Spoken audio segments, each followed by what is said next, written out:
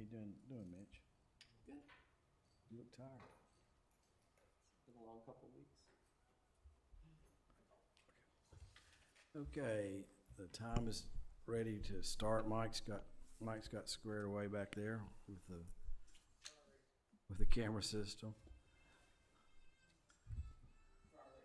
Oh, I say that's we've never had a musical introduction before. I'm going to call the order this meeting of the Zoning Board of Appeals for City of East Ridge, September 8th, 2025. I would like to welcome two new members tonight, Tyler Buck and Regina Paris, who were recently appointed to the board. And we welcome y'all to membership, and hope you enjoy the topics we're going to talk about. So I'd ask Mitch if he would, if we all stand, and ask Mitch if he would do the invocation for us. Let's pray. Heavenly Father, we just come to you this beautiful day, and just thankful for the opportunity we have to serve our community. And I just pray that conversations this evening, decisions made, would be for the best of the city of East Ridge and for the community that we're blessed and honored to serve. Just be with us throughout this evening and through these proceedings. In your name we pray. Amen. Yeah. Thank you. Okay, Melissa, roll call, please. Chairman Leach. Here. Board Member Buck. Here. Board Member Paris.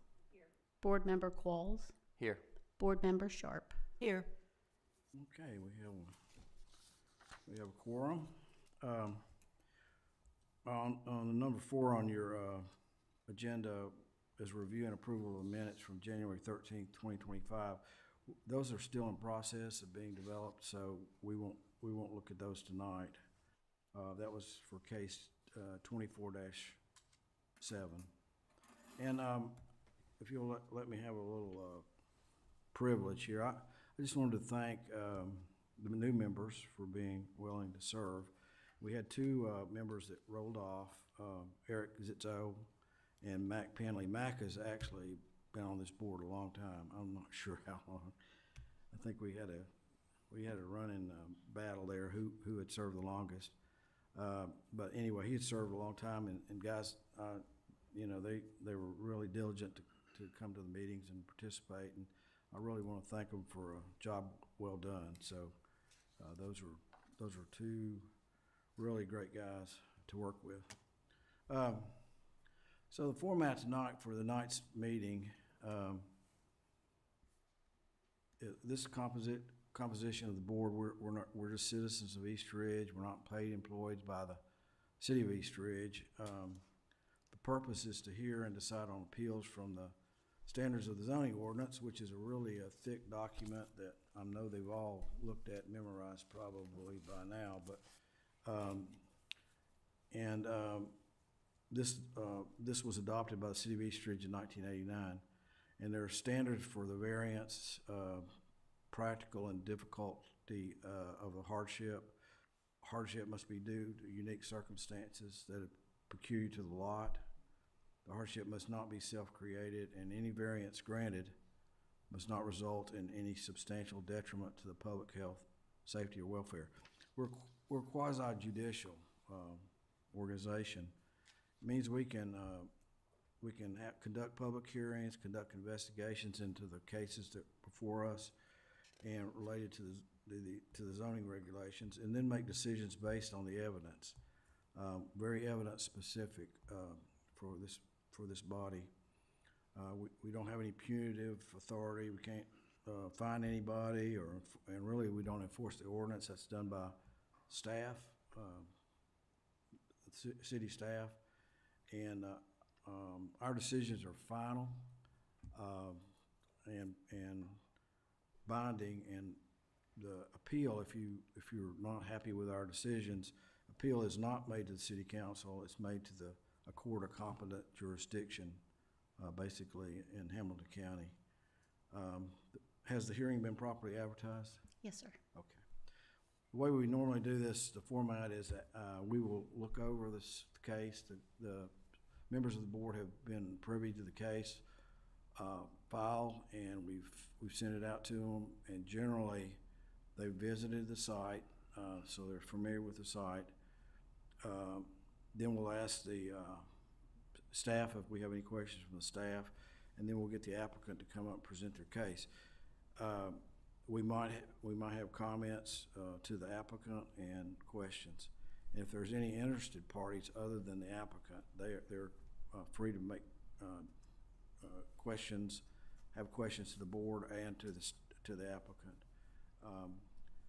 We will discuss the issues and then render our decision at the meeting. We've got two cases. The first case is titled VR 2025-4, and it's Jeff and Rosemary Seitz, 408 Cedar Glen Circle, to request a variance from the rear yard setbacks as stipulated in Article 5, Section 200, the R1 Residential District, and subsection 202, height and area regulations. E, there shall be a rear yard of not less than 25 feet. This is a corner lot, but the variance is not based on the fact that it's a corner lot. This is a rear yard variance. Mike, do you have any comments you want to make? Just a quick recap of it. So the subject property is located in a zoning district that requires a minimum rear setback of 25 feet. The applicant is proposing to construct a 25 foot by 30 foot addition to the rear existing single family dwelling. Based on the current site conditions and lot configuration, the proposed addition would result in a rear setback of 2 feet, requiring a variance of 23 feet from the established requirements. Okay, so the variance is 23 feet off the back property line. Is that correct? That is correct.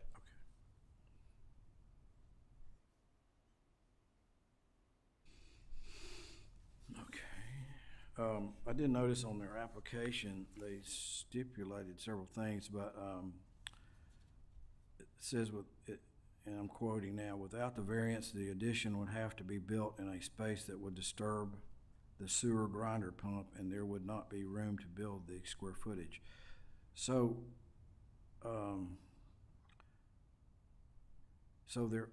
Mike, is there an option that they had to build it in a different location with less variance? There is not. Okay. Is everybody on the board able to go out there and see this? Okay.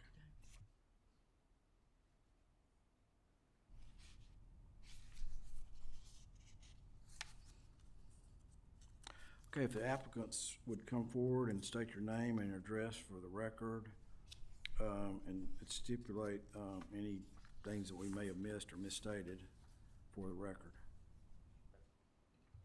It looks like it's on. Yeah. Okay. Hi, Rosemary Seitz, in 408 Cedar Glen Circle. So it's Rosemary and Jeffrey? Yes, correct, Jeff Seitz. Okay. And the reason you stated on your application was to house elderly parents. And the one question I had for Mike originally was this going to have an outside entrance and exit? Yes, and it is for my elderly parents, and my dad wanted me to please let you all know he wanted to be here so bad, but they just didn't feel like it, so I told him not to say. But yes, it does have it would have an outside entrance and exit. Were you intending to have a separate meter on this? From the contractor, it's not totally necessary, but it would be advantageous if it was a separate meter. Is there going to be an interior door to this, or do you have to go through the exterior to get to the room, to the addition? No, exterior. Exterior only? And it would come from our house. We would be able to get into the addition. Without going outside? Correct. Okay. Yes, So there's an interior door that leads into it, right? yes, But there also is an exterior door to leave from it. correct. Well, Mike may be able to explain a little bit about the question I had about the meters. If you have 2 meters, basically a duplex, right? You could potentially classify it as that, yes. Okay. Do you understand that part? Yes. Yeah, and of course, you're not zoned for a duplex. Right, I right. think. There's a electrical panel in the previous edition, and he said you should be able to tie into that fine. I guess it just depends on where the electricity is, and it would just be, you know, whatever the cost would be to make sure that it's all tied in together. Were y'all here before on an addition? Okay, to the rear? Okay, next to 3 years ago. next to the pool? Yes, Or- on yeah. the other side of the pool. Okay. The same side, the same Yeah. area here. The back corner. Yeah, I believe that one was 18 by 20. I believe it was, right? 15-foot variance for that one. 15 foot? Yeah, I believe that's what it was. So this would become part of that, it would butt together, that would be the second room, it would all be together, where the storage buildings would go away, take that footprint. So I know, looking on this site map I got off the GIS, your pool gets pretty close to that back property line, but the addition that you put on does not. Is that correct? It looks, if you, I just had a map that I had created off GIS, and if you want to come up here. Everybody has to get out their glasses. So that's the part that sticks way out is your pool, right? Right there? Okay. And then no, I thought that, yeah, and the addition's the part that sticks out beside it. Well, the addition and the pool are on two separate sides of the house. Oh, okay, Yeah. okay. Okay, I must have missed that. Everybody was referring to this site map that we had. You got it pulled up, yeah. Yeah, I was gonna say, the addition was on, I remember this from the last time now. The addition was over here, correct? Okay. So the addition was adding, y'all built this away. Toward the, In the back. Yeah, See those two storage buildings there? It would be basically. right back there? Yes. Gotcha. Yeah, that's what Okay. we built. Yeah, that was the addition back, that's got a ramp going up to it. Correct. Okay. So that's Because that was just adding on a room, correct? yes, Okay. So this is building that out further, right, but including that. including that room. Okay. Gotcha. Okay. did you look at a smaller size addition? We did, we looked at a couple of options. You can go, yeah. That way you're on the mic.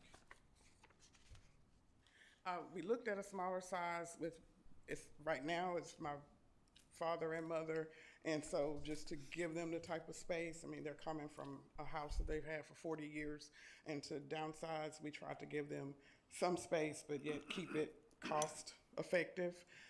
So adding to that would give them the living room, their bedroom, a kitchen area, and then the current addition that's there, because our sister-in-laws have passed away. That was for the other addition. And then we also looked at going up so that we wouldn't have to go out as far.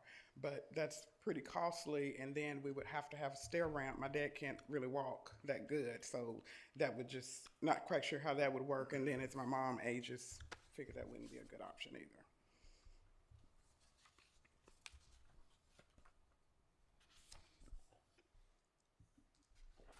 Members of the board have questions of the applicants? I have a question for him. I'm not sure the process here as far as permitting, but when they get a permit to build, are they given setbacks information, what they've got to be off their property lines with that new structure?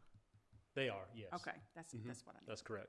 And also like to keep in mind with, if this is approved, especially being within 2 foot of the property line, that exterior wall, it'll have to be 1 hour fire rated with absolutely no openings in it whatsoever. So that's going to up your cost a little bit. I didn't know if you were aware of that, Rosemary. I think Martin mentioned it actually when All he right. came over, the contractor. Do you have a wooden fence in the back, on the back property line? Is it a side obscuring fence? I mean, can you see through it? Is it a, It's a privacy fence, but it's turned a little bit so that's air in, but you can't really see through it. And it's 6 foot, not 8. What about this grinder pump question that was on your application? What was that? What's that all about? That's the sewer part. Right. And so it's on if you're at the ramp, it's on the right-hand side. So the ramp would be torn off, and to leave all of that in place, because they would need that for the addition and to keep from disturbing any of that, that's why it went back to the 2 feet.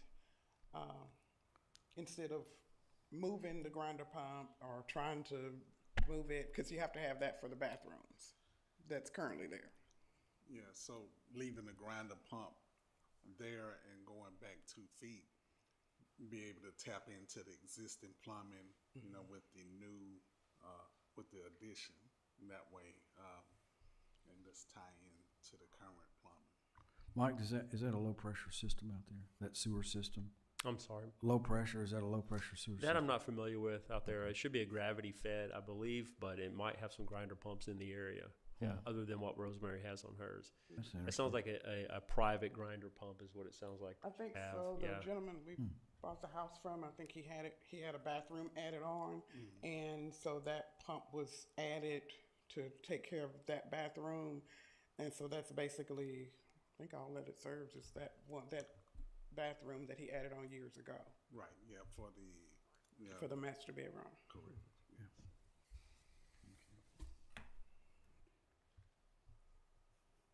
Any other questions?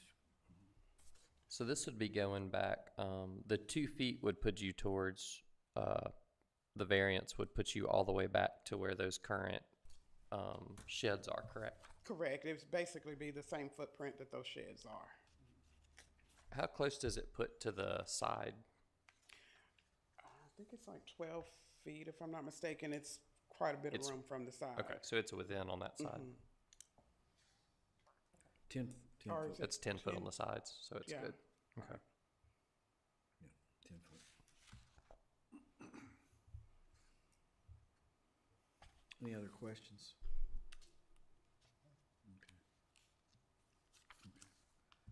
Okay, thank you. We just need to take this under advisement now and try to make a decision.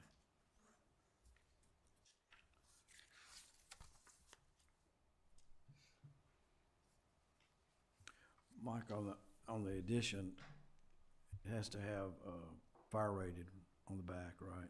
That's correct. It's close proximity being 2 feet. Yes, it'll have to be fire rated exterior. With no, like I said, no openings in that exterior wall, and projections are limited as well, like your eaves and so forth.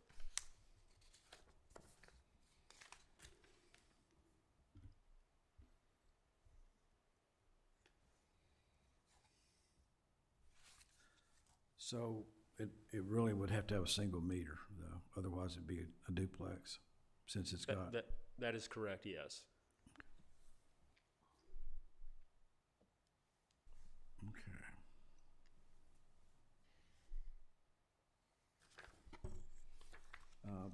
Board, do you have any questions, Mike, as far as from the technical side of it? This is kind of a puzzler because I appreciate what they're trying to do for their family, but going within 2 feet is, I think from fire service may be an issue. I don't know. You can hardly get between the fence and the back of the house, and I guess if it was a little bit smaller, I would feel a little bit more, I think I'd feel a little bit better about it.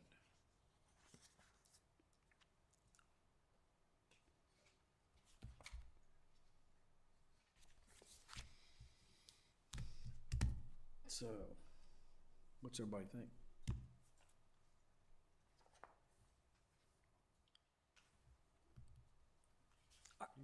Is there any other property that has that close to the property line in that community?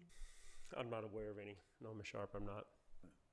I went around there a couple times and looked at aerial photographs. I did not see anything like that, so, but again, I mean, they have the buildings on the back and the pool is pretty close to that back property line too. They don't have any opposition here, correct? Correct, but that's good. That's good. Actually, maybe a question for my brother. This is probably a pretty simple, basic question, but the extended within 1 foot of the property line, that's what the sheds are right now. It says if the house, the addition is built, then it'll be extended 2 feet of the property line. That's an additional foot from the sheds, or that's a foot closer to the house from the sheds? I'm sorry, could you? Yeah, I think it'd be additional 1 foot closer to the house, Closer to the house. away so from the fence. It clears the space that's taken up by the sheds Correct. currently. That's the way I looked at it, so. That's what I was reading, but Yeah. I wasn't, terminology stuff. Mike, is there any other building issues because it's gonna be so close to the property line?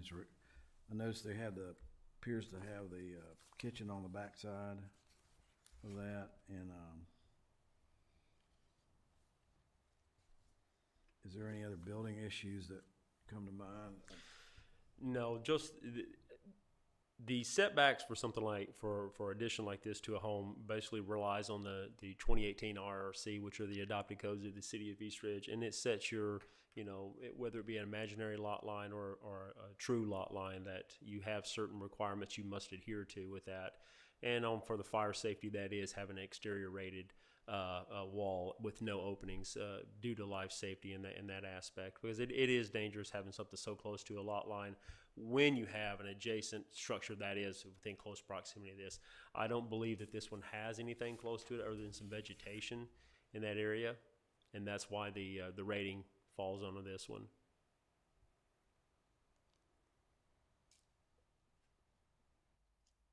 Yeah, but just looking at the site map, it looks like it's kind of a standard distance from the probably 416, yeah, which is to their rear.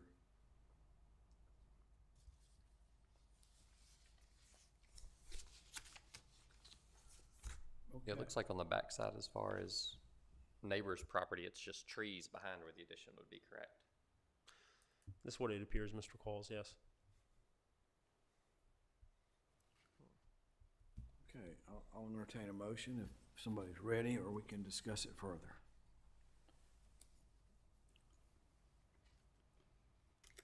And again, it's, you have to justify it in your motion.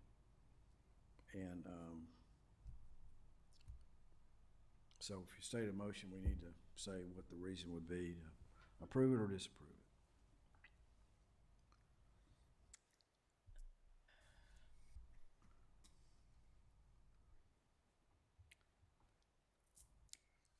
I'm inclined to deny.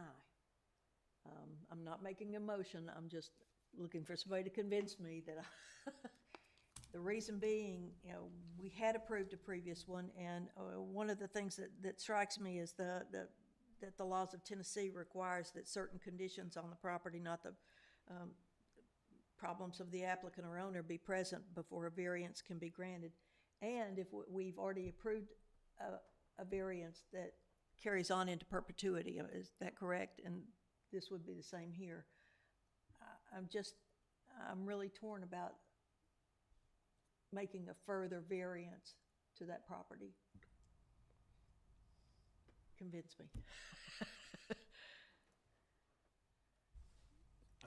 Being so new to this, I'm trying to soak up a lot and kind of learn what y'all are thinking. So I guess just as a newbie, the sheds already being there makes me wonder the impact of putting the additional property there. It sounds like it's clearing some of that space from where the sheds are currently, which sounds like, if I'm understanding, that would grant a little more space to the fireway. Is that right? Though it sounds like the sheds don't have to fall under the same variance ruling as. I believe the applicant stated the sheds are going to be removed from the property. Correct. But that'll open, if I'm understanding right, it opens up a foot from where the sheds are currently. So are those sheds, were they issued building permits?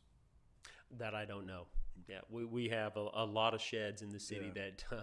that don't get building permits, trust me, yeah. And maybe a further question on that, was that, I don't know if this is a good question, but was that already in the house when you bought it? Yeah, like I'm, Yeah. Please come on back up if you don't. Sounds like we're having a discussion now. So yes, the larger shed was already there when we purchased the property. The smaller shed was at the front of the property, but we're very particular about how things look and how our property looks, so we moved it back when we did the other addition so that they were both there. So, but the larger shed was there. I mean, it's concrete down, yeah, so it's two sheds. And I know that's close to the property line, like you say, it will open up a foot because it's going to actually come up a foot from where the sheds are. But I mean, we're open, the contractor's open. If 2 feet is just impossible, how much variance could we have? And he could come further up the driveway, which would, might, answer the question might solve the problem of it being 2 foot to the property line. Because we have I don't know how many feet driveway, but a very, very long concreted driveway. Yeah, we got a lot of open space, on the driveway side. Yeah.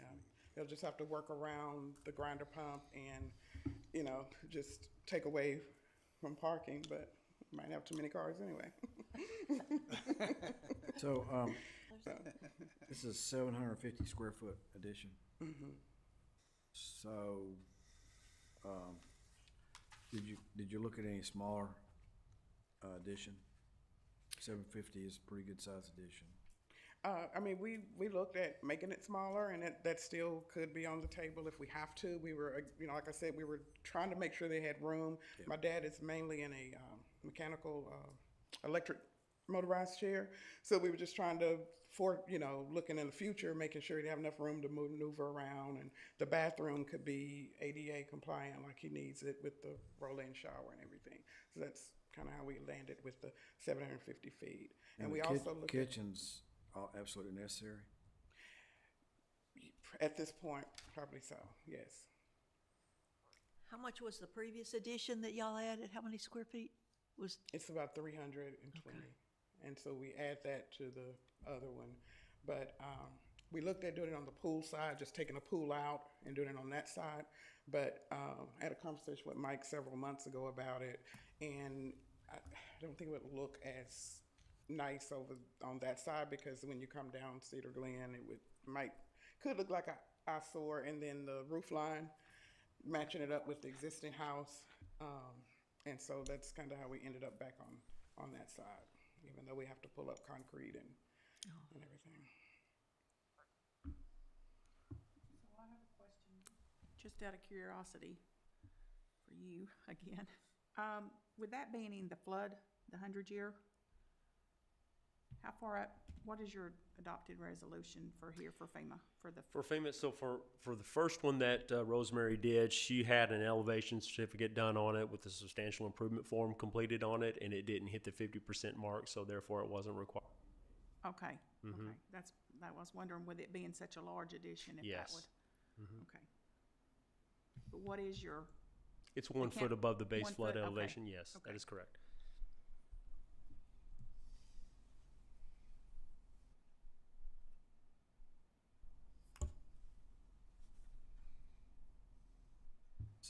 So is it possible to do it without a kitchen and reduce some of the square footage?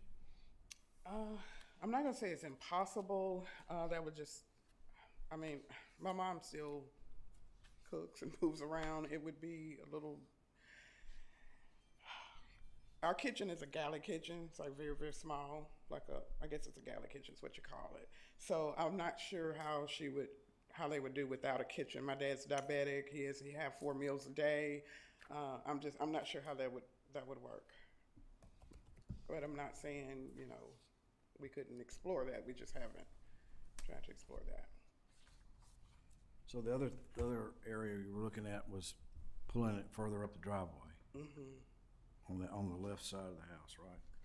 Yes, because from my understanding, it has to attach to the house.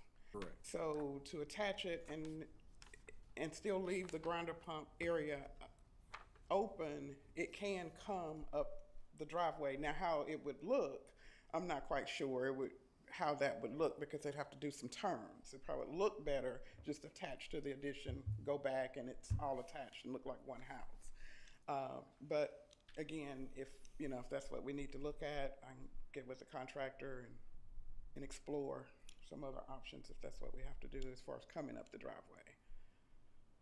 Or like you say, if reducing some of the size would do the same thing and bring it off that line a little bit.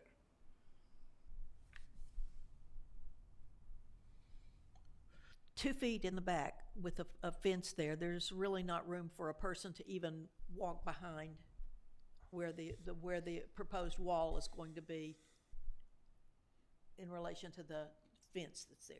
It'd be a tight area, this. Okay, Yeah. all right. And it could actually be 3. I mean, the contractor's been over there and looked at it, and they know they have to build according to where they can get back there and do what they Sure, need to do. yeah. So it could not, it may not be 2 feet. It's got to come up enough to be able to do that and get their materials in. I was also wondering about fire service, just getting somebody with equipment down back property line to. That's one of the reasons why projections are not allowed in that. That way it doesn't, put a fire personnel in danger trying to get into a window in that area, and it has to be fully 1 hour rated in that aspect. So that way they're kind of off limits to that area, and they could attack it with a ladder if need be. Yeah. Okay, thank you.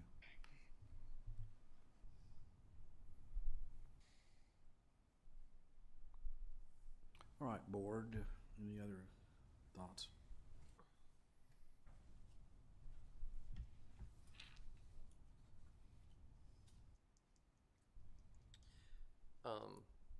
Recalling from other cases, I know there was conversation about exploring with a contractor, just looking at maybe some different options. If that's the route we want to go, our course of action would not be to approve or deny, but more to postpone. Can do that. We can. Since our decision's final. And I share some of your concern. 2 feet is really close to a line, and I know that's something that is always kind of a pause whenever we talk about getting that close to a property line. With a fixed structure, the difference in the sheds would be they're not fixed. But when we're putting a fixed structure that close to a property line, that always raises, it's got more longevity built into it. So that's always some concern, as well as with the fire and emergency response. So I would be curious about, postponing. I know we've done that occasionally, but just to give opportunity to maybe talk to the contractor and see, And work with Mike, I think. yeah, if there's an opportunity to get a little bit more footage. What would be our next meeting?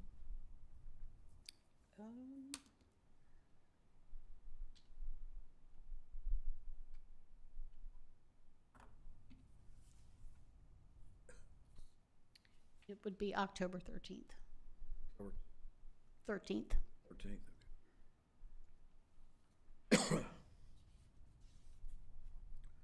Well, I feel very comfortable about that.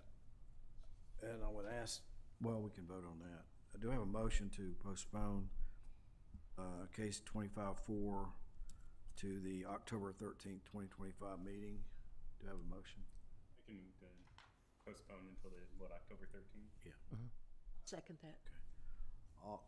Any other questions? Melissa, or are we good on that then? Yes. All in favor of that motion to postpone this hearing to October 13th, 2025, say aye. Aye. Aye. No opposition? Okay. You kind of know what you're gonna have to do, Rosemary and Jeffrey, and so we'll be back here in a month.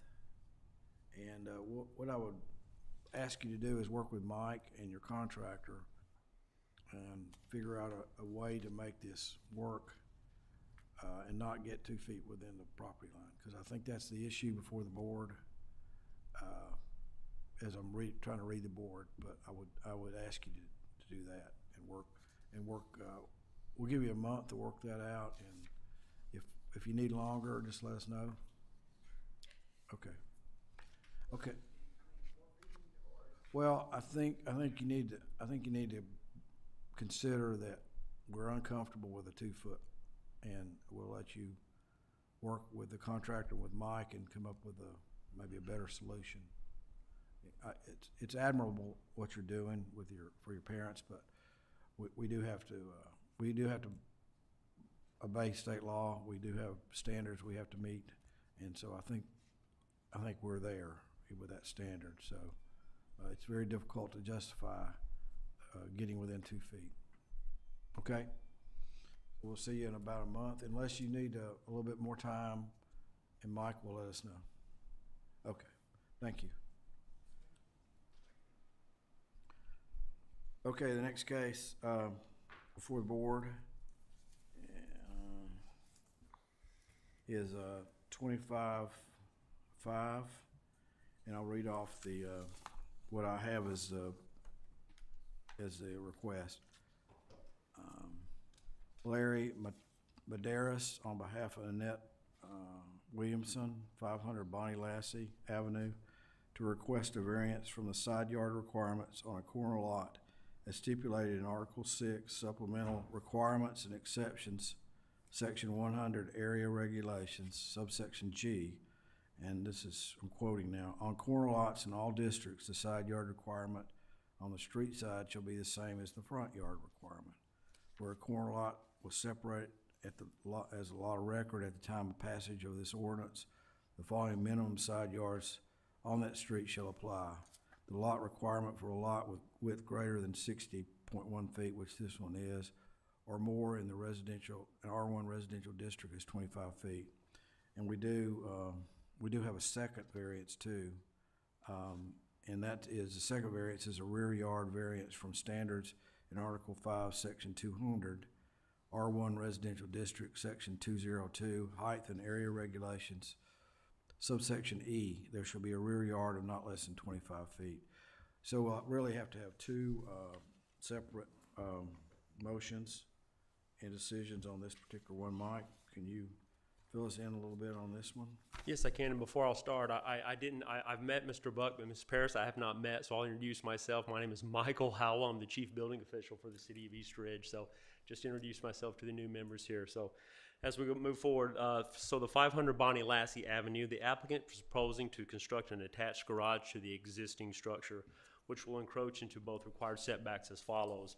The north elevation of the rear yard of the proposed garage will be located 11 feet 3 inches from the rear property line, representing a variance request of 13 feet 9 inches from the required 25-foot rear setback. The west elevation side yard on the street of the proposed garage will be located 16 feet 5 inches from the property line, representing a variance request of 8 feet 7 inches from the required 25-foot setback. The variance request is being made due to the physical constraints of the lot and the orientation of the existing residence. The configuration of the structure limits the location for the garage addition.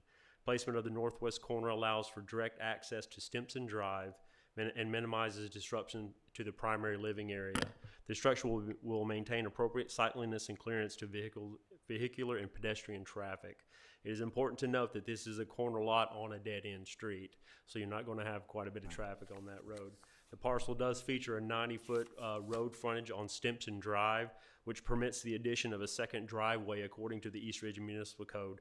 This allowance is determined by the chief building official for lots with frontage between 75 feet and 149 feet.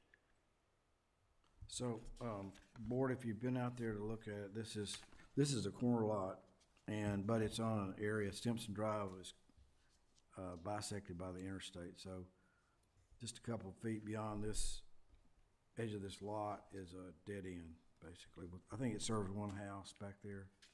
The purpose of the 25-foot on a corner lot is to maintain sight distance for people going around the corners and stuff, so you don't have a building right up to the corner and you can't see around it. That's basically the legitimate reason to have setback of, on corner lots of 25 feet, so. Okay, if either, Mr. Maderis or Annette Williamson wants to make a comment.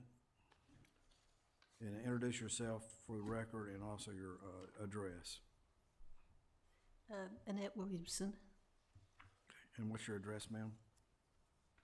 You what? Address? Oh, 500 Bonnie Lassie Avenue. Okay. I'm Mel Maderis, owner of Improve America. We're the contractor for Ms. Williamson. Okay.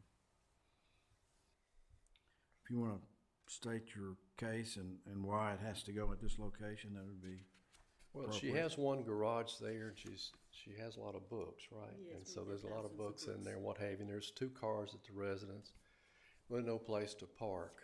And this driveway, being accessible from Stimson, doesn't really get in the way of anything, since that's a dead end right there, and there's plenty of room,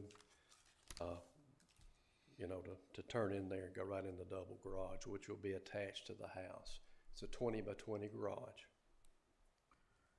But just looking at the site plan, I think all the boards has this site plan.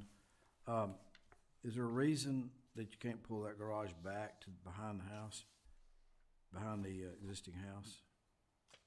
Well, it would block her sight from light in her kitchen there.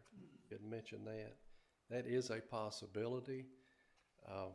However, you'd probably still need a variance on the back side of that. Right, I understand that. So the board, did you see that? And if you look at the site plan they furnished, if they pulled it back to the existing corner, it's 16.5 feet, and that would just push it back into the backyard, basically. But again, it would still get a variance on the back setback.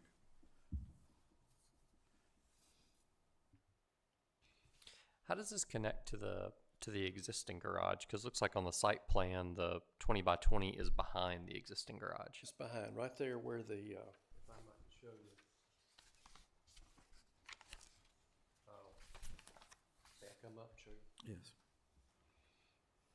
Basically, she wants to use this portion, which is about 13 feet. Okay. And what we'll do is use a truss system here. The driveway will go out to Stimson. And what we'll do is have a reverse gable back in her home there, which is continuation. But I think your question was. So what does if that close in the existing garage? Yes, Okay. she'll have the door from that garage into the. But the existing garage is still gonna be open to Bonnie Lassie? Yes. Okay, so she's gonna keep the existing garage Correct. and then add this This would be adding a secondary garage behind it. With a separate access off of a different street, is that, Yeah, so that access would be off Simpson. okay. Mike, if they put up a pole barn or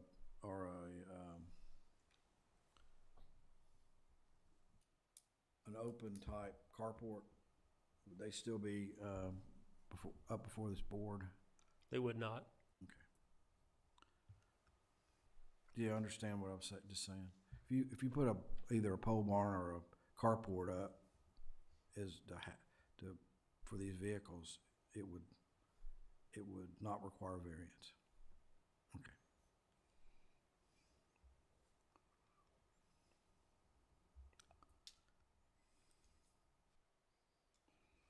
Any other questions from the members of the board? So the addition that you're wanting to add will facilitate 2 cars being parked in the addition part, separate from the existing garage that is there now? Yes, ma'am, that's correct. I think the existing garage is a single Yes. garage. Yes. And it is accessed from Bonnie Lassie rather than? Correct. Okay, all right. Maybe for my own sanity too. So when I went out there, there's those 2 trees on the side of Stimson. This would take the second tree on the north side then, right? That would be cut down for the Dying garage anyway. there. Pardon? It's dying anyway. Gotcha. noticed that. I wanted to make It's sure, gone. make sure I understood the space there too. Okay. Gotcha.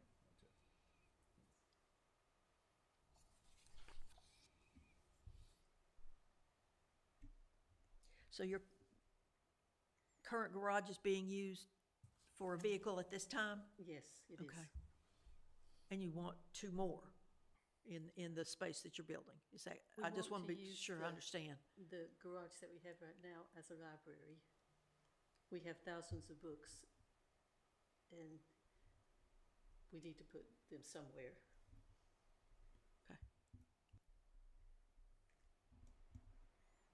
So you're gonna change the use of the existing garage?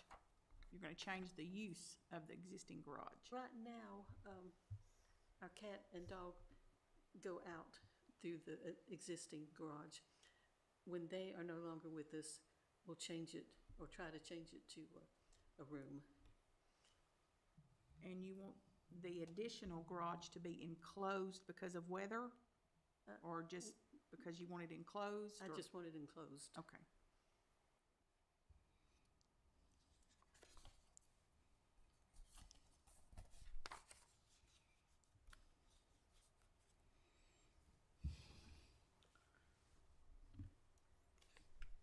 I think the, one of the positive things about this particular addition is that although it's a corner lot, Stimson Drive is basically a dead end. So the requirements for a blocking of view around a corner lot is probably moot at this point from that standpoint. It's not really the issue. I think the issue is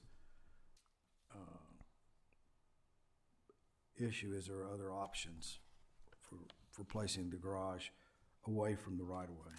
So, where's your sewer service and all that? Where are your sewer lines and all that? Sewer lines are, out front, out there? Going to Bonnie Lassie? Okay. Well, there's a sewer line for the house behind us that is in our yard. Okay. Does this cover that sewer line? Is that to the Robinsons' No, property? that's the Robinsons' property. Right, Right now, nobody lives there. right. But there's a sewer line that bisects your property? It used to be Mrs. Ray's. Right. But will the addition be on top of that sewer line?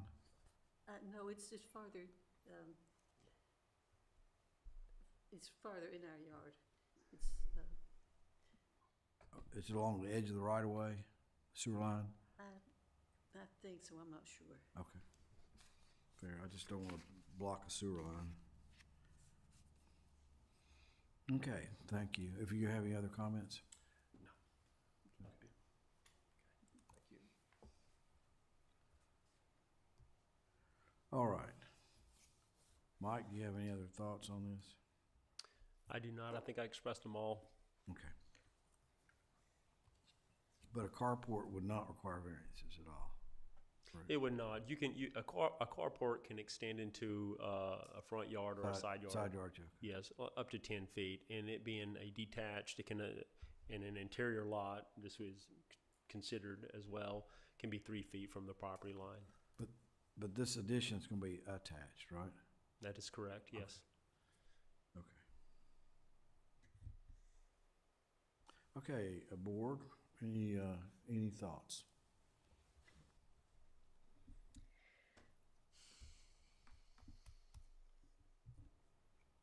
I always have thoughts. That's good. I would be disinclined to do this if you were talking about do this on a busy street or one on where there was a sightline issue. But having driven up there, there is no traffic. I don't see that there is a detriment to anyone traveling on that street by accommodating the request. And remember, we've got two different requests. We've got Yeah. we got the one off the corner lot, and then we've got the rear yard too, so. Or do you feel the same about the rear yard then, Becky? Well, then my other question would be is, I realize it's private property where the 11-foot distance is, but that property backs up on the freeway. Is there There's any actually, anticipation? there's actually a house back there. Is there? Okay, I didn't, And they access off further down, Bonnie Lassie. They actually kind of come around the back. okay. I think that's how they did it, or they can come off the stub end of Stinson Drive. Yeah. Yeah. I don't think it's active right now, yeah. So, good comments. So do we, anything else, Mitch? I share some of the same with, you know, if it was in a busier location, it would be the 16-foot would be a little bit more concerning as far as line of sight. Since there's really nothing back there, it doesn't really make the 16-foot that much of a concern because there's not, there's a single house. And, you know, unless, you know, there was some wild change of zoning and someone built condos back in there, you know, tore a house down and built a bunch of stuff, I can't imagine that would be much of an issue there. Yeah, so that, you know, it's, I'm a little less concerned just because where it happens to be located. Yeah, I remember we had one on, Mike, you may have to remember this. It was Belvoir, I think. We had one that was, they wanted to add toward the corner of the lot, and we denied it, and they ended up building on the back side of the building. Maybe it's Moore Road, right on the corner lot on Moore Road. So, you know, we have denied those before for cause, and we'll just have to see what the board does tonight. But there was definitely a reason for that, and it was traffic. Yeah. Yeah, this one is, as was mentioned, there's not much traffic flow in that area. Okay,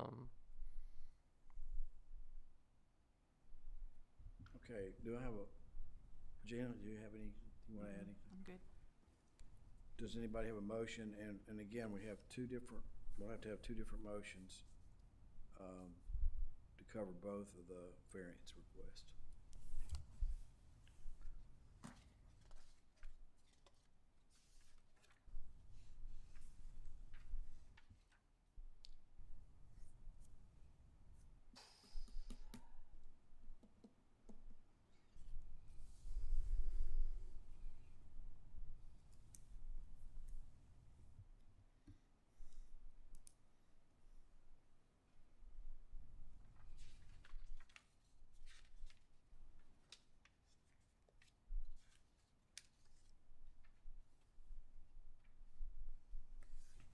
There's no opposition here.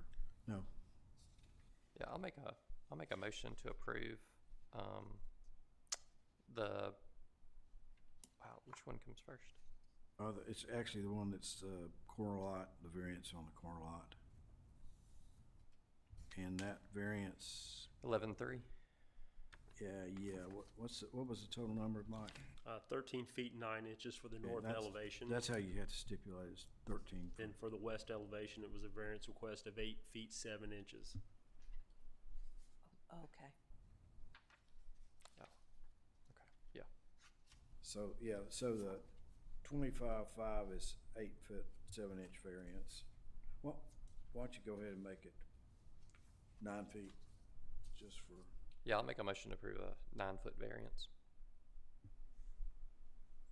West side? Is that on the west? yes, the west. That's the west side. That's west side, yes. Yes. I tell you what, make that 8 foot, just do 8 foot even on that variance. Can you Yeah. amend your? Yeah, I'll make a motion for an 8-foot variance on the west side. I'll make a motion to approve the adjustment on Stimson to 16 and a half. Is that Well, correct? no, we're doing that one already. Okay. Yeah, I think what we should do is the variance is 8 foot variance. Is All that right. correct, Mike? Is that under the Yes, you're reducing it to 8 foot. Yeah. versus 8'7", yes. That's shorter than the requested variance, though. Yeah. You want to raise it to 9? I just wanted to make sure I understood what it was. Right. Oh, is that something you can live with, an 8 foot to 8 foot? Okay. That was my next question. Do we know Yeah. how much square footage it takes to park a car? About 18. Yeah. Okay, let's think about that. So, the way the site plan was drafted, it's 16.5 feet. So, when we calculated it, if we did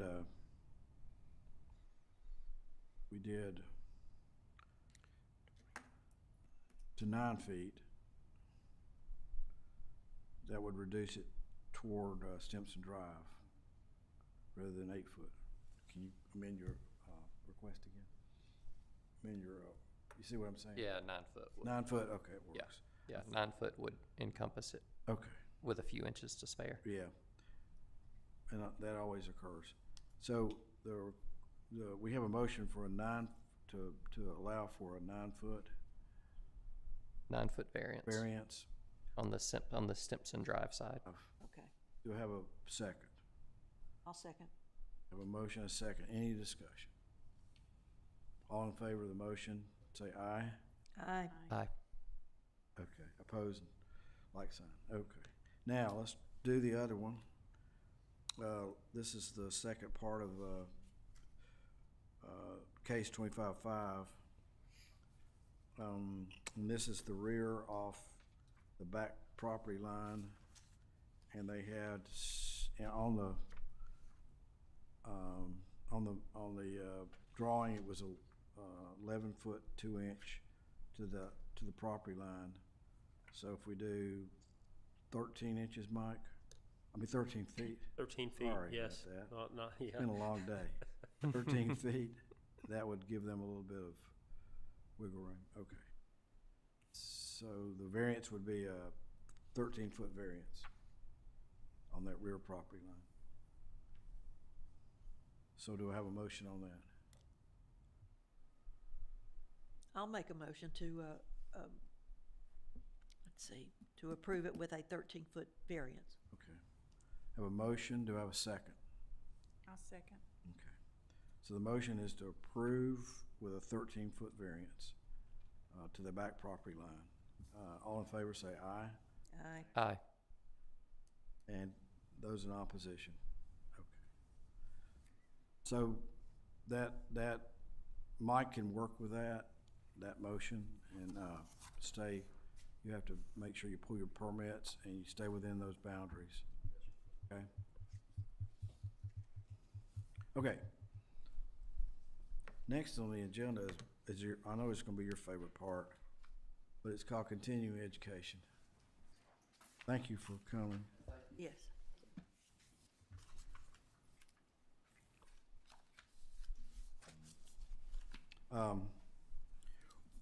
Under state law, we're required, and several of y'all have heard this before, we are required to do continuing education to be on this board. So what I try to do is prepare a little bit of, and with Mike's help, prepare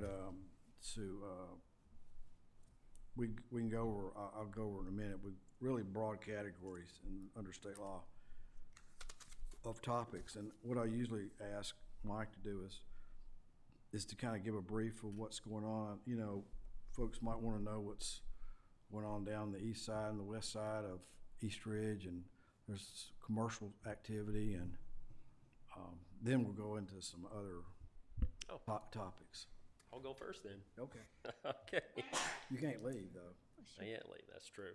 To go over some current projects and some proposed projects, I'll as follows. So 3715 Ringgold Road is the new site of a Goodwill Donation Center and store. I believe that was previously a grocery store.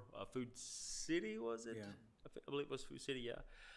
4011 Ringgold Road. This one was on the corner of Belvoir. It wasn't a convenience store at one point. Plans are submitted for that. It's going to be a convenience store, a laundromat, and a proposed restaurant. I'm not sure what restaurant at this point, but they're keeping the existing convenience store and just building on 2 additional suites to that one. So the 6521, obviously that is the Whataburger site. We're very excited about that one. So, and it's going up fast too. So we'll be eating burgers before you know it on that one. It's really quick. Camp Jordan Parkway, particularly the portion of the land to the west that was once part of the I-75 entrance ramp. Of course, that was purchased by MPL Construction, Wood Brothers. They do have, I think it's approximately 4 acres. I haven't heard of what they're proposed for that area. They do have a cut-in driveway off Bass Pro Drive. That's where you will be entering the site. Speaking with Ethan Wood several times over the past month, he has brought some conceptual plans, and it does appear that there's going to be one of them be a double stack restaurant. There again, I don't know what it will be. Yeah, it's right now it's up in the air. The 486 Camp Jordan parcel, the one that's adjacent to Top Golf, there's actually 2 parcels there. I think it's 486 and 488. So the 2 last parcels into the Camp Jordan right there to be built out. That one I don't believe has been announced, but there may be rumors going around, so you might know what it is, but I still won't announce that. So they're out there. Let's put it that way. The 6728 Ringgold Road. So building permit actually was issued for that one today, right, Melissa? So that's the Camping World side. If you notice, the old the structured tent has been removed now. And they will commence into demoing those additional buildings there where the fire damage was at. And that's roughly, I think it's a 25,000 square foot, 16 bay facility for their operations at Camping World there. I had originally, that was originally slated to be put in Catoosa County, but obviously they changed their mind for whatever reason at the last minute on that. Then reached back out to the city, said, hey, you know what, we'd like to have our stuff back into East Ridge. So that's good. It'd be great if we had the portion that sold items, I think, into East Ridge. I tried. I don't know if Mayor, if you were on top of that one about. Yeah. Okay. So that was a push to get some of that retail back into East Ridge as well. So I mean, it would be great to have everything up front on Ringo Road there. But we'll see. We'll see how it goes, right? Currently, Hummingbird Village, that phase 2 is underway for that build out down there off Frawley Road. I think there was approximately maybe 40 parcels left in that to build out. So it's slowed down just a little bit. We got several builders in there now. Instead of before we only had 2. I think we got 4 now, Melissa. I think it's 4 builders going on in there. So it's up and running. So the 529 Frawley Road, that is the old Seahorse Farm site. The preliminary plat was submitted to the East Ridge Planning Commission and was approved for that, but I have not heard anything from the owners on that as far as where they sit for the final plat approval on that. But with the preliminary plat, obviously you can go ahead and start your infrastructure build out on that. But like I said, they're kind of slow going on that one. And adjacent to that site, there's Easy Grace Way, and if you guys are not familiar with that new road, it's off Frawley Road. That's Easy Grace Way is the new little townhome development there off of Layfield, adjacent to the apartment complex, which is East Ridge. I'm sorry, there's so many buildings. This is a test. It is. And not too long ago, the East Ridge Planning Commission approved rezoning of I think it was 10 plus acres of a portion of the Red Wolves parcel out there. Went to the city council. They did approve that as well. And I think the build out of that one, if I'm not mistaken, is around 60 single family homes. They're utilizing 0 lot lines, but yet not the traditional aspect of using a 0 lot line, placing the house on the lot line. They're actually, making the lots a little bit bigger. That way they have a traditional R1 look to it, where you'd have 10 foot on each side and 25. They just wanted to have that little bit of cushion there to adjust with the lot lines and stuff like that. So I think that's going to be good for in that area. It actually adds additional buffer to the already existing residential in that. Yes, Ms. Sharp knows. She knows. So that adds a little bit of a buffer, a good transitional buffer to that area instead of having just your commercial right on top of your residential in that area. The Graston multifamily development's underway. I think that one was 60 plus homes. Where is that one? That one's off of Graston Avenue and John Arnold. So John Arnold's been extended through that subdivision. Yeah. With now the addition of Blue Heights Drive is one of the new roads in that area as well. So that one's a combination mix of townhomes and single family dwellings in there. The townhomes, if I'm not mistaken, those are a mixture of 3 stories and 2 stories, I think it is, yeah. And HK Architects, actually the same designer that did the venue 1921 was architects on that, other than Graston Development Well. So that one's going to be built pretty fast too as well. They've got 6 units up already, all framed, and I think framing's done on those, plumbing and mechanical, so they're moving along on those quite well too. And we continue to see single family homes on vacant lots being built out. I keep telling you, at some point, they're going to have to remove some of the old housing stock because East Ridge is we're out of land. There are some still really good parcels out here, but I don't think people want to let them go. I really don't. So, And Mac Smith Road, that reconstruction of that, is that, where is that? Is it? I do know that it's going in front of the city council this Thursday for a change order on that as well. I don't think. The portion of the right-of-way that was acquired on the west side of it was slated unsuitable soil, so they got to do some change order on that and add additional compactions in there to get that road, the base, to meet standards. In the Wally's, the old Wally's restaurant site, they put up the new building for the. Yeah, the Whataburger's going up, like I said, really fast. Whataburger, They yeah. did have, it was kind of interesting because there is a WWTA sewer main on that site, right? So Houston Woodis, the gentleman that's putting the pylon sign up there, evidently got into the easement right away, or the easement of WWTA. So they actually had to relocate the pylon sign. It's not that far from what it originally was proposed to be at by the dumpster enclosures, but it's just moved just a couple of feet the opposite way. But that's a pretty good size hole. That hole for that sign is like 15 foot wide by 25 foot deep. So it's a Big one. Yeah, it's a big one. It's a big one. And the Wells, where they had the Wells Iron Place on Reagan. So that one, that's an interesting one. It's slated to be a Hispanic grocery store is what they're wanting to use it for. Yeah. So they've done a lot of work inside that thing, and it does look good, really good. And the parking will be located out front on that particular one with the side entrance off Prigmore to that facility. Yeah. That's a really tight site. Very tight site, yes, very tight. So I'm working with the owner right now because the way they have the architecture on the side on the building right now, it doesn't meet the architectural design requirements of the city. So he's got to add some more flair to that front. Let's put it that way. So, yeah. And one more thing, the Fountain Avenue homes. Those were I think 15.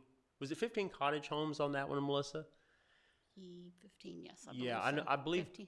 Curb Construction was doing the build out on that one. It's kind of went to a halt right now. That I know they got the retaining wall up and everything from the adjacent from the Sweet Bay Apartments and stuff like that. But it's been seeded and sowed, and that usually tells me it's going to be sitting there for a little bit. So we'll see what happens with it. But those cottage homes are a really cool little addition to the city too.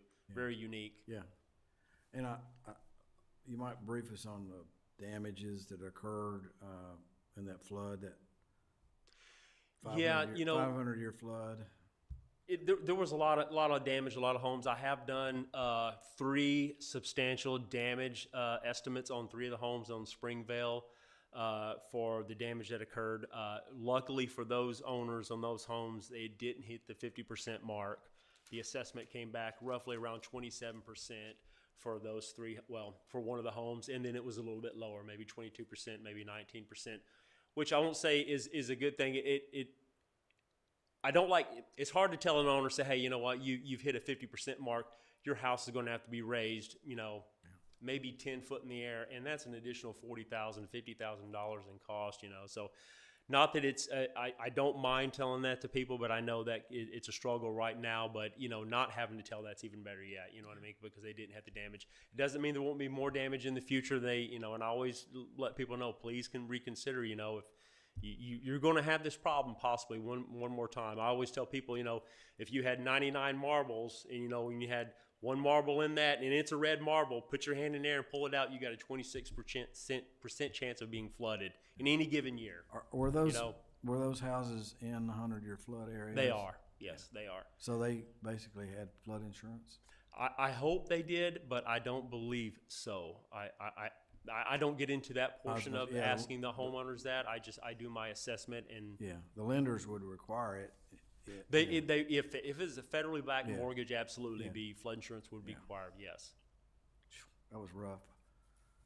Yeah, the homeowner showed me some pictures of that. I had no idea that it got that high. So, talking to one of the owners, Brenda, I think it was, she said it was roughly about 2 feet. So inside her house, it was around maybe 7 or 8 inches inside there. So, you're looking at, they cut off, and each homeowner did just a little bit more than the other. So, some of them went up halfway on the sheetrock, pulled all the insulation out, all the floors are being redone, and then I always let people know, say, hey, if you can possibly raise your HVAC unit and get it out of a crawl space, get it out.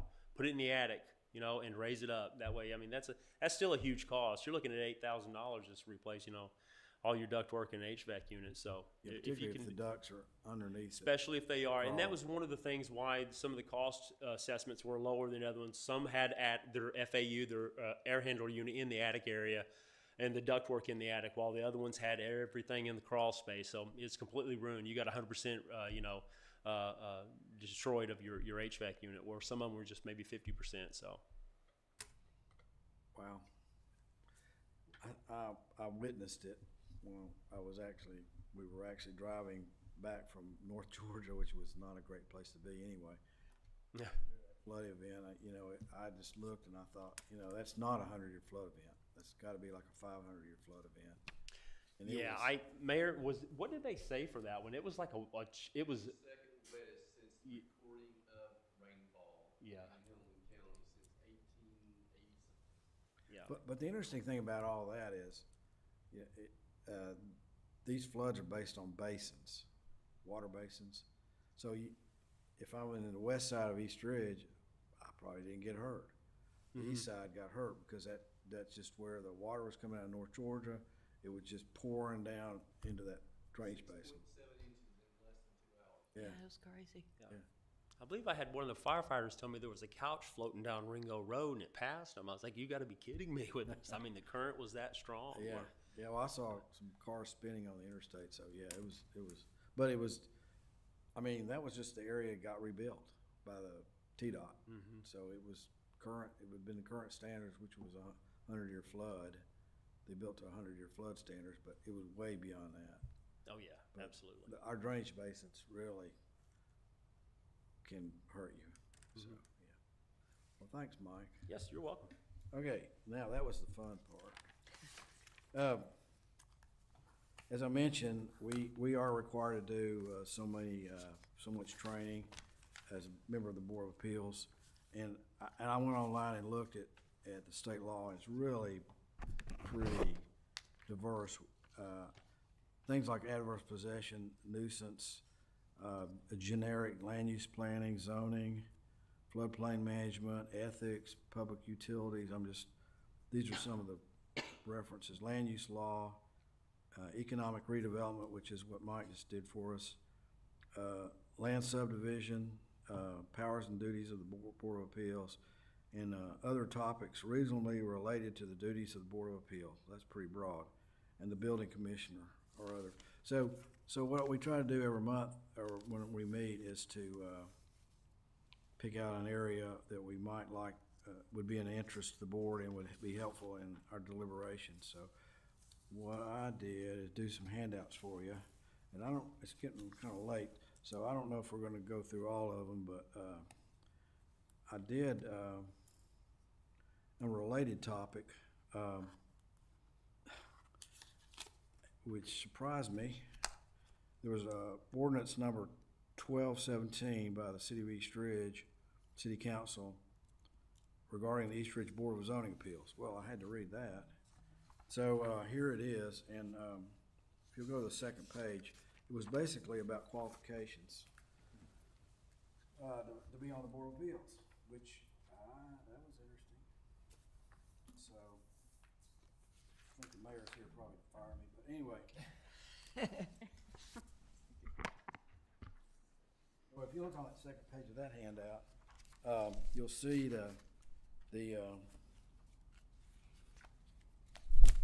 you see what the membership of the council was looking. Initially, it was going to be required, basically, and then they lowered it to a preferred but not required appointees of the Board of Zoning Appeals have experience in the following field: architecture, building and site construction, civil engineering, comprehensive plan and land use knowledge, zoning, real estate, and other related experiences. So, I thought that was interesting. Do you have a copy? You want that? And that too for the record. This was an aside, actually, right after I got appointed, so that's what I do. You're in trouble now. You gotta go back to school. Anyway, we're running kinda long tonight, but I've got several handouts that I'll let y'all look at. And we might discuss it next night since we're meeting, fairly quickly again. And you can have that and ponder it for the next month. I have a question Yeah. that may follow under continuing education. When we have a situation where we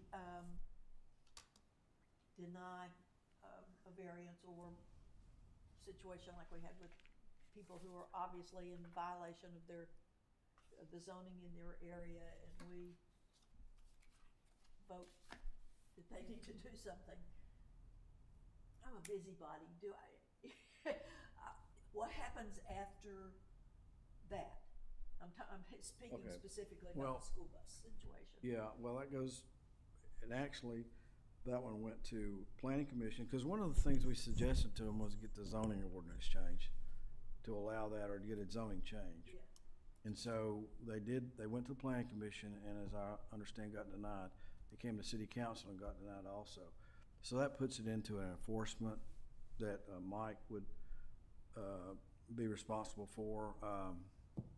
So our role is over at that point. We have no enforcement responsibilities, and we don't take people to court. Now, they can take us to court, but that's the other thing. Anyway, I'm gonna pass these out. So I have a question. So we're enforcing or granting variances, not enforcing the zoning, but granting variances from the zoning, but what body here writes that zoning regulation or updates it? Well, the way it's written, I actually wrote this ordinance years ago. And then it goes to planning commission, it's approved. And then it goes to city council and approved. And so it gets adopted. This one got adopted in '89, I think. So it actually got adopted after it was written. And then any changes to it are run through the planning commission, then to the city council. And then it gets put in there. So how often do you look at updating it? Well, as needed. I mean, the planning commission updates it, and city council will update it. So we'll eventually, we get some updates. One of the things we used to do is we had the privilege of reviewing cell towers, the Board of Appeals did, and approving them, which was not a privilege. So we got out of that business, and so they amended the ordinance to eliminate that requirement for the Board of Appeals. That was years ago, but it's adopted occasionally, a change. And then if you want a major change, you go back and, like when I was doing this one, I had to recodify everything because they were scattered all over the place. Right. And so we codified it into one ordinance, and then Mike and his crew keep it up to date for us. So when somebody comes in for a variance, they're the first line that says, you need to do this or that, and then they get with us. So that's sort of how we do things. But let's see, I've got a couple of handouts. Let's pass out a handout. Let's go this way. I was going to say, we have run pretty long tonight, so I'm just going to pass out those handouts. And you can keep them, contemplate them, or think about it. One thing I did want to talk to you about is kind of a warning, since I've been on this board for a while. There's two different things that I think, because we live in a smaller community, you have friends, right? Friends and relatives, and folks at church and things like that.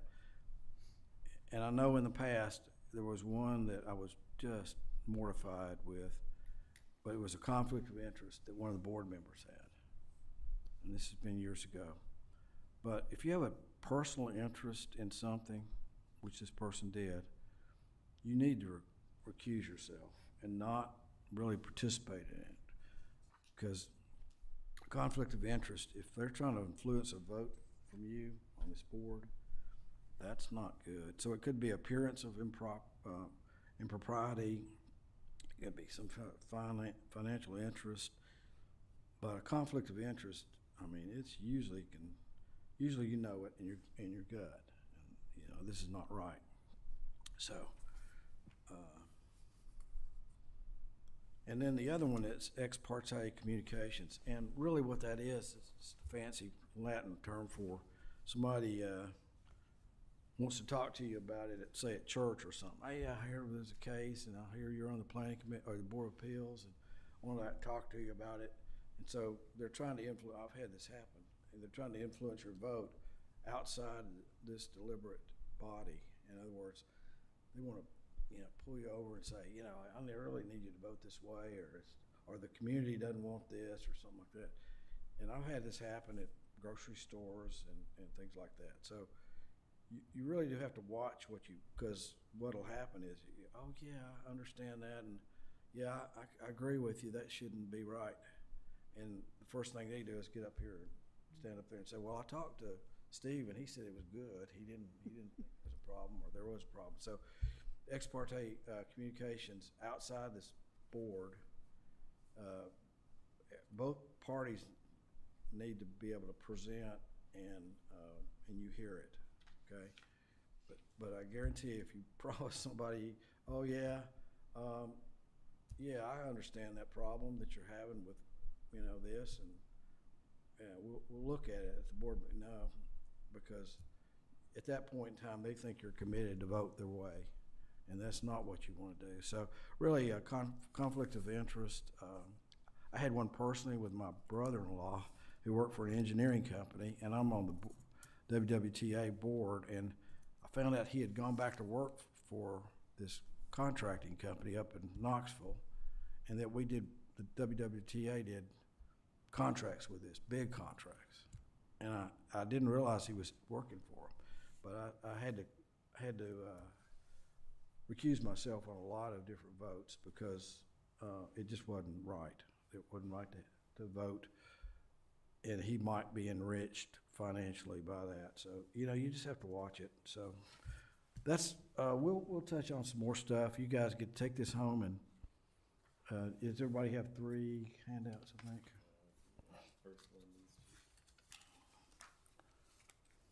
Take it home and memorize it. We'll have a test, and it'll be fun. Thanks for coming tonight, Mike and the mayor. It's good to see you, and we will see you again in October. What did we say? 13th. 13th. See you on October 13th. And but I do appreciate everybody's attention tonight and attendance. Thank you. We're dismissed. So October the 13th is Columbus Day, is that holiday? It's not for. No, it's not a local holiday usually.